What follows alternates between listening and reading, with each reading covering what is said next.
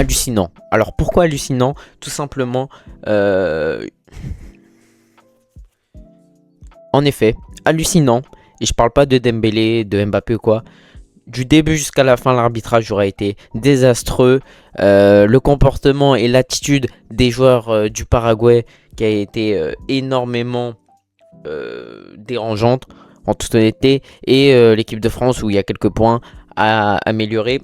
Et moi, en fait, je suis là pour parler des points négatifs et non des points positifs, car les points positifs, c'est plus facile à souligner et de nombreux médias le font déjà et d'autres créateurs de contenu le font. Donc moi, je suis vraiment là pour apporter ma touche de négativité. Voilà, c'est comme ça.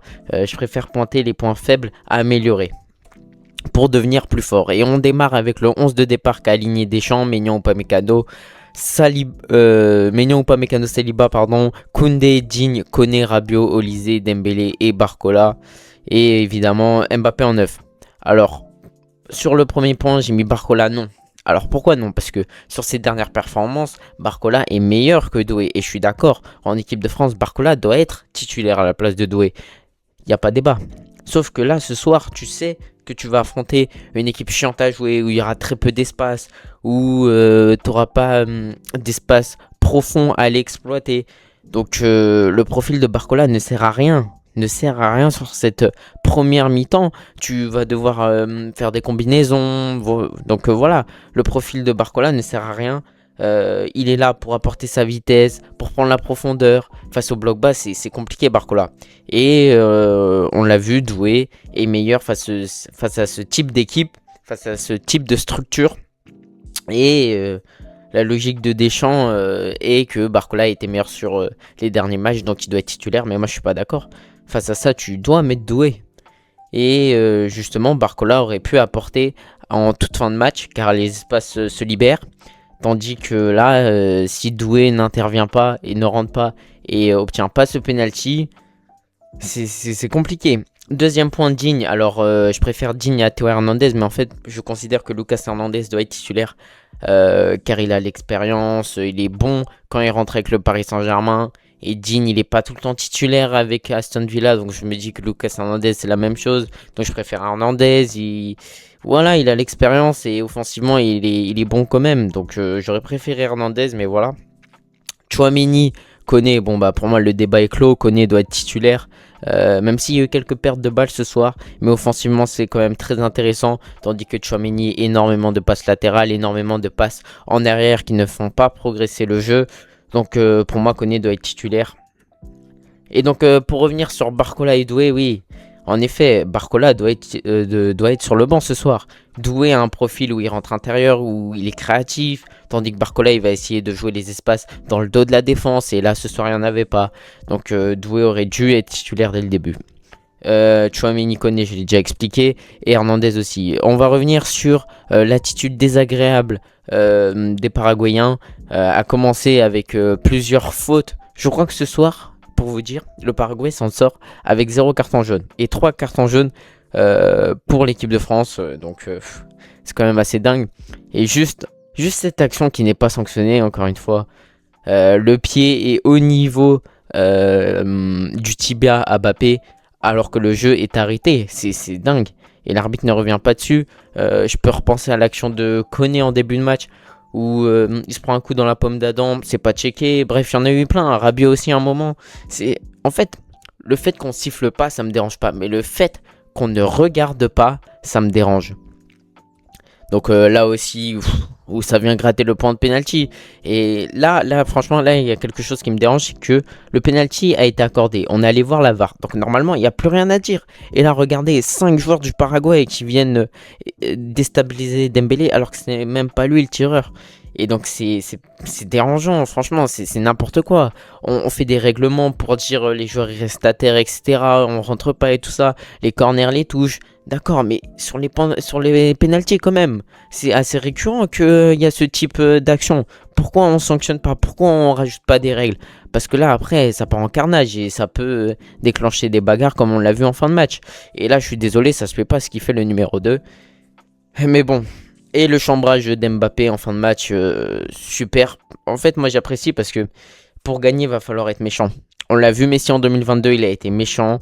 Quand Messi a changé de mentalité, ils ont gagné. Et si t'es trop sympa, à un moment donné, ça passe plus. Donc la mentalité d'Mbappé, j'ai beau le critiquer énormément, j'apprécie. Va falloir être méchant pour commencer à gagner. Même si on gagne déjà. Bon, en parlant de méchanceté, là on va s'attaquer à un gros dossier. L'arbitre du soir qui a fait n'importe quoi de la première minute à la dernière. 0 carton jaune pour le Paraguay, 3 cartons jaunes pour les Bleus. Olysée, carton jaune. Koné, carton jaune. Et je sais plus c'est qui l'autre. Mais en tout cas, c'est dérangeant. Dérangeant d'avoir des arbitres incompétents qui font du favoritisme. Je sais pas si c'est un lien avec les autres équipes. On veut telle finale, et etc. pour le marketing. Ou si c'est juste qu'il est incompétent. Mais dans tous les cas, c'est dérangeant. Pour moi, un arbitre en Coupe du Monde ou même ailleurs dans les grandes compétitions doivent être performants. Et ça fait un moment que je pointe le doigt là-dessus. Où il y a des arbitres qui sont incompétents, qui connaissent pas les règles, qui perdent le contrôle, qui n'arrivent pas à contrôler les joueurs. Et donc ça, c'est assez dérangeant parce que en Coupe du Monde, je crois ils sont 6. Ils sont 6. 2 arbitres de touche, un arbitre central et 2 délégués sur le côté, plus le 4ème arbitre. Donc ils sont quand même 7 si je me trompe pas. Donc normalement ils sont censés gérer les situations. Et là il y a eu plusieurs débordements sans sanction. L'attitude, encore une fois, du staff du Paraguay qui rentre sur le terrain plusieurs fois. Qui viennent provoquer. Bref, normalement le banc il doit être assis. Tous les joueurs qui sont sur le banc doivent être assis. Et ils peuvent se lever qu'en cas de changement, qu'en cas d'échauffement. Parce que là ça fait monter la tension pour rien. Et même quand l'arbitre va voir la VAR, il y a tous les joueurs du Paraguay qui se lèvent et qui viennent lui mettre la pression. C'est abusé. Et l'arbitre ne sanctionne pas et se laisse influencer quelquefois. Bon, parlons du trio offensif. Sans oublier Barcola, mais j'en ai déjà parlé, donc je voyais pas la nécessité d'en rediscuter. Dembélé, Mbappé, Olysée, bon maintenant ça devient plus une surprise, hein, le trio qui marche très bien. Le trio marche bien car il y a de la permutation, il y a du mouvement, il y a de la créativité et il y a énormément de talent. Mais il y a quelques soucis où j'aimerais insister encore une fois, où Mbappé n'est pas un neuf, Ça marche aujourd'hui parce que il est aidé par Dembélé, par Olysée, par Barcola, par Rabiot qui fait énormément de montées. Il est aidé par ces joueurs-là parce que ils viennent prendre sa position quand il décroche, quand il se comporte comme un numéro 8, comme un numéro 6. Un 9 doit être un 9. Je veux bien qu'un 9 vienne dézonner quelquefois, mais quand c'est tout le temps, c'est dérangeant. Pour moi, un 9, c'est le cœur du jeu. Comment tu le fais jouer avec le reste de ton équipe, comment il doit se comporter selon ta tactique. On sait qu'en sélection, il y a moins de plans tactiques, il y a moins d'astuces pour contrer les équipes, etc. Mais ça doit être travaillé un minimum. Et Mbappé, quand il décroche trop, il peut mettre en difficulté notre équipe, surtout face à des équipes qui jouent basse. Et si t'as pas de joueurs qui mettent en danger, qui occupent les deux centraux, ça peut être dérangeant. Et c'est pour ça que moi, ce soir, en tout cas moi personnellement, en tant que coach, hein, en tant que sélectionneur des Bleus, ça peut paraître dingue, mais je mets Mateta. Mais j'en parlerai après à la fin, voilà. Mais Mateta sera titulaire pour moi si j'aurais été coach. Mais bon, ça a marché ce soir grâce à une étincelle de Doué. Et derrière Mbappé qui marque son penalty. Malgré un match assez compliqué comme les 3, mais faut quand même le mettre et ce n'est jamais évident de marquer un penalty dans une grande compétition.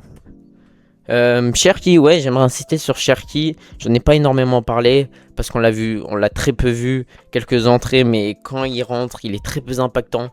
Un peu de nonchalance qui me dérange.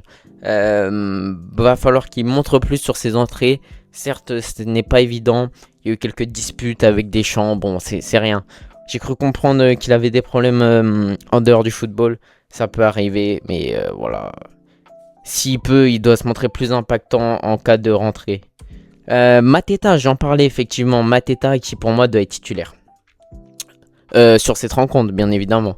Je vais vous expliquer mon raisonnement. Je l'avais déjà dit avant la Coupe du Monde. Si je suis sélectionneur, Mbappé, je sais pas où il joue, mais pas neuf. Mateta est neuf pour moi.